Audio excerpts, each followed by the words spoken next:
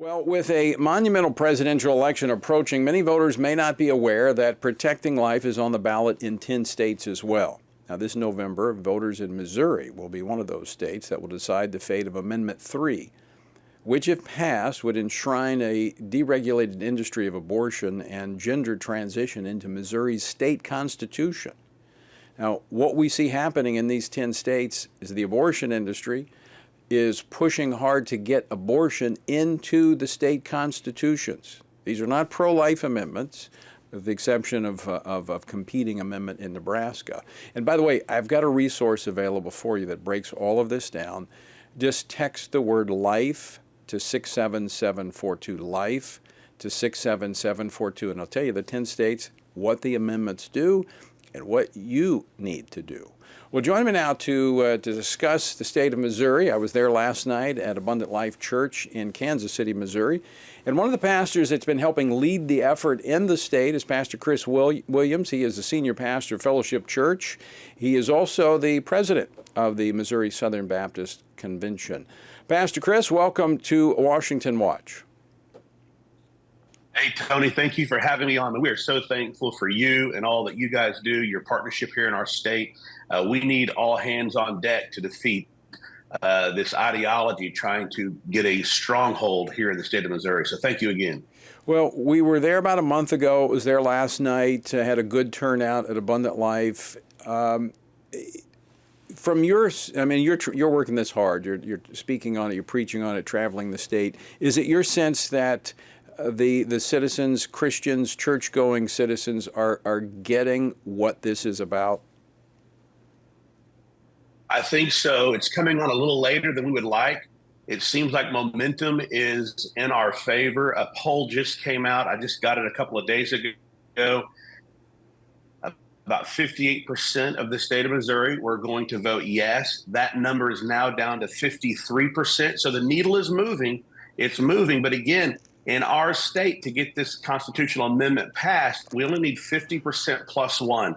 So we need a little bit more movement coming from those on the yes side to the no side. But the no or the yeses or the no's are up about 10%. So we're got good momentum here. I like where we're going. The question is now, do we have enough time? This is an awareness campaign, and the clock is ticking. And so we just got to keep working. We got to keep praying and keeping the pedal to the metal here. So, Pastor Chris, there's a lot of advertising. The other side is putting in millions of dollars in states across the nation to try to get abortion written into state constitution. Of course, it's more than abortion in Missouri. It has one of the most far-reaching amendments on the ballot. This includes gender transition. It's an attack on parental rights. But they're very deceptive. And I made this point last night that if you'll kill babies, you'll lie too.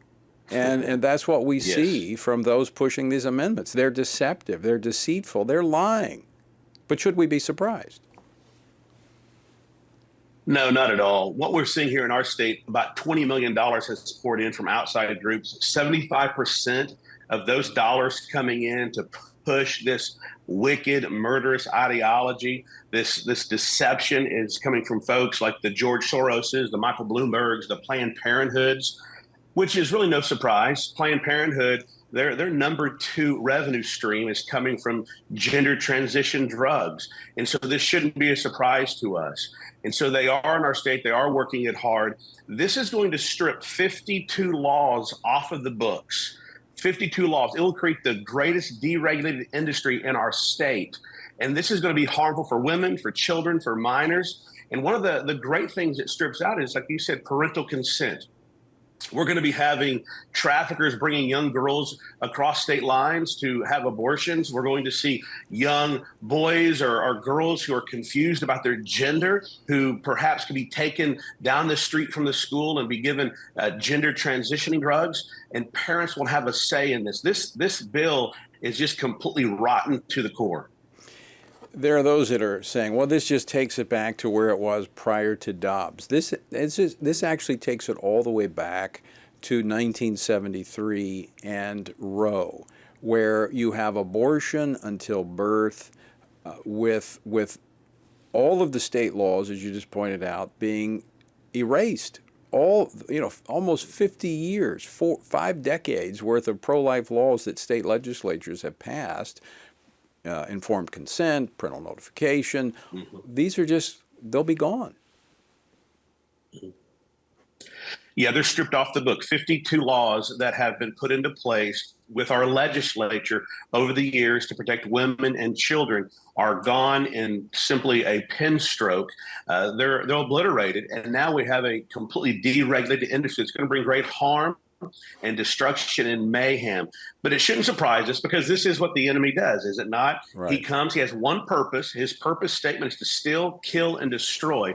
And that's exactly what this amendment is going to allow the enemy to do in our state. And so we have a fight on our hands. Right. You see, as a follower of Christ, I believe every person has been created on purpose for great purpose in his image from conception to grave. And this amendment, if passes, is going to create this enshrined right to abortion up to birth. Like you said, like we've mentioned already, it strikes parental consent laws. The nebulous reproductive freedom terminology will no doubt allow for gender transitions to become a constitutional right. And so the church must speak boldly. The church must be unequivocal on biblical issues. And that's what this is. It's a biblical issue. And the gospel of Jesus Christ mandates, it dictates how I view all of life, my marriage, the way I raise my kids, my finances, my ethics, and life. The church must be engaged here. Well, Pastor Chris, I appreciate you leading. We're going to continue to help as we approach November the 5th. Thanks for joining us today.